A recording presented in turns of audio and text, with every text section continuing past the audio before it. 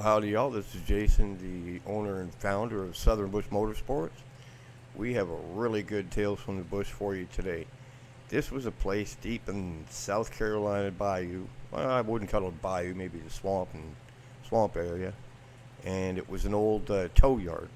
And this guy's father had this place back in the 60s and 70s, and they were into racing back then. And the kid said he remembered. Guy said he remembered growing up with the race cars and that. So a lot of these cars out there were stripped. But let me tell you something. You want to talk about where the weird cars went? They must have all went here. Because there was 429, 428 Super Cobra Jet Cyclones. There was a 428 Super Cobra Jet Mach 1 Mustang body. There was some crazy cars, but they just wanted the motors out of them. They didn't care back then that it was a 429 Cyclone. That's a 429 Cyclone right there, I think. These pictures are a little bit mixed up. I need to find another folder, so I'll do a part 2 on this, but there was some super cool cars, but it was one scary place to walk through. In the Deep South, we have rattlesnakes, black malas, and we have brown recluse spiders and black widow spiders. Black widow spiders are notorious, in my experience, building webs in between these two cars. Look at that right there. 429 Cyclone. It was absolutely crazy, the cars that were out in this guy's place. But you can see with that, I think that's a Camaro right there. That South Carolina heat just bakes the paint off the car. And because you're right by the ocean there, it does do a little bit of rust damage too.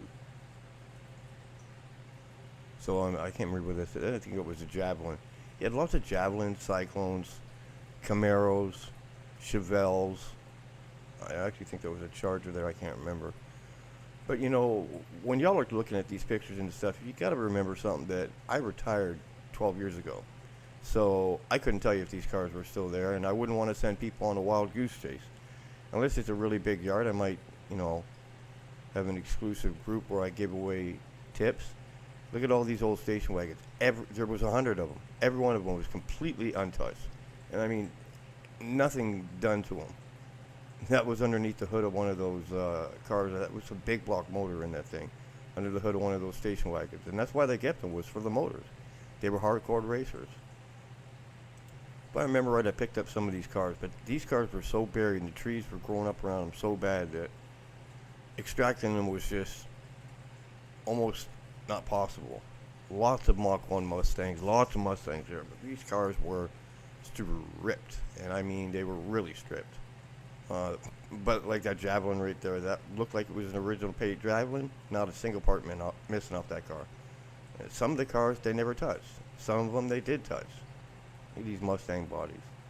But you got to remember, some of these cars you're looking at, I hope I included the picture in it, but there was one Mustang car. I went past this car so many times, I don't know how many times.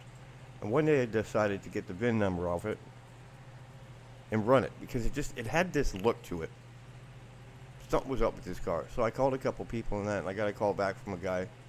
He says, do you have that car? I'm like, I'm in a junkyard right now, and there's a body. There's nothing left of it. There's that Javelin again.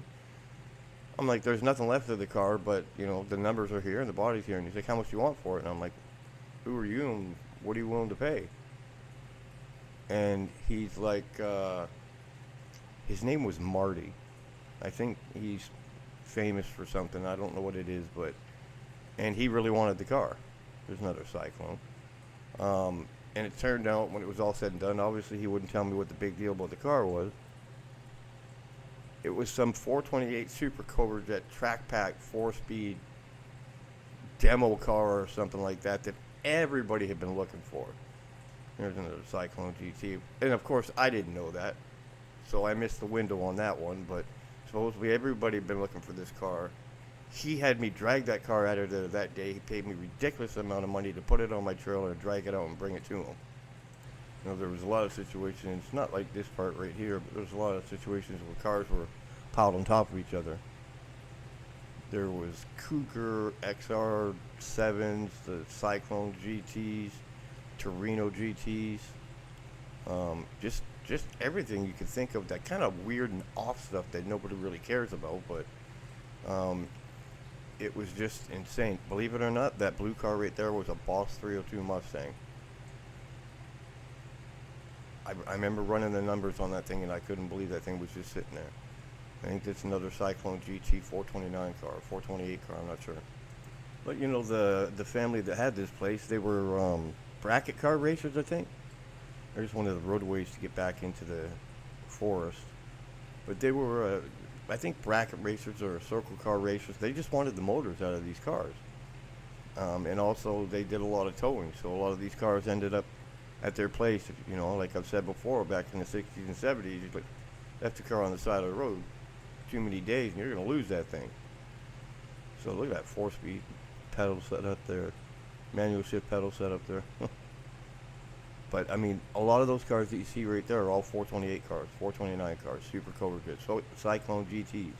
The place was just full of them. All those cars could have been saved. I think it was a 73, 74 Challenger, pretty untouched car. Everything was still there. But there was super rare stuff there. But it'd be impossible to get it out. Even if you had forklift, the cars were so buried in there. That's why they just started stripping parts off of them. Cougars, Mustangs. You can see how solid the bodies are on these cars. It's just all burnt surface rust. There's another Cyclone GT. The only bonus to the place, if somebody was to get in there, was that just the motor was taken out. Most of the cars were completely untouched. A couple dusters right there. But most of the cars that would be worth saving were untouched. The interiors were still in them. The transmissions were usually gone, but the rest of the car was all there. They just wanted the motors out of them. They were diehard about getting these motors. You know, this fella here, another Cougar, not a Cougar, Cyclone. Look, it's solid. Just that Carolina heat burns up these cars, you know. A Challenger sitting there. I think it was a Challenger. But, you know, it was really cool going through this place. It was just scary, and it's a lot of work because you're climbing over cars and stuff. Look at all those things right there. He had a lot of Ford Torinos.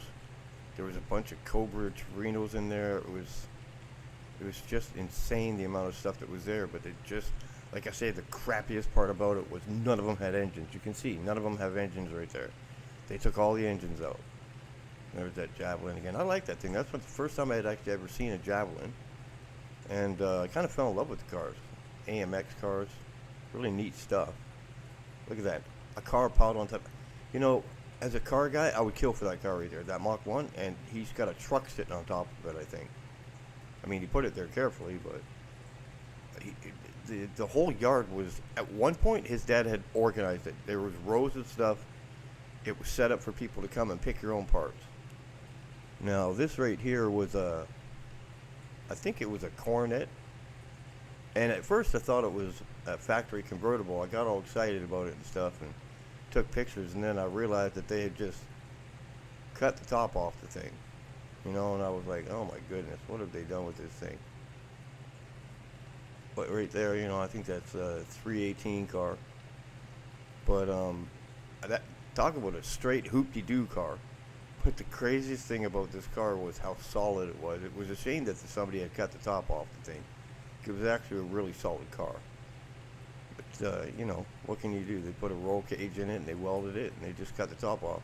But one of the funniest things about it is whoever it was that cut the top off this thing did one hell of a job. I mean, it almost looked like it was a factory convertible. And the car was super solid. Just a bit of a weird car, but, you know, it would have been nice if the top wasn't cut off of it. So while you're looking at these pictures here, I want to throw everybody a bone, because I remember this place really well. So here it is. If you saw something in the pictures that you like, listen, again, like I said, this is probably 10, 12 years ago. But this place is in Effingham, South Carolina. That's Effingham, E-F-F-Ingham, South Carolina. And the place is called Effingham Motors. Effingham Motors. And the guy that ran the place, I think it was one of the sons, his name was Kenneth, but he liked to be called Ken. And I'm telling you right now, if you decide to make the trip out there, the guy's a weird coot. He definitely knows what he's got. And the craziest thing about it all, when I got to know him a little bit, all the 429 and 428 Cobra Jet motors, whatever, that they took out of these Cyclones and Torino GTs and stuff, he still got every one of them. They're all sitting in a building. So for the fans that actually listen all the way through the videos, I'm going to start doing this. I'm going to start revealing some of these locations because I'm retired now. Doesn't matter to me.